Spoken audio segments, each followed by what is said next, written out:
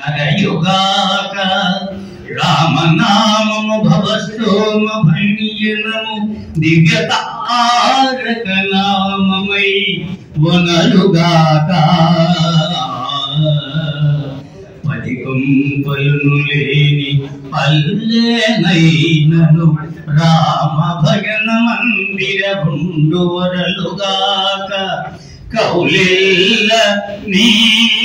దివ్య కథలెల్ల రీతుల కొలిజాడి మొక్కిదై కొండ్రుగాక ఎటి వ్రాతయు శ్రీరామ చుట్టమడక వ్రాయబడకుండుట రామవాక్యమనిన తిరుగదని అర్థమగునుగాక రమ్య గుణధామ రఘురామ రామ రామ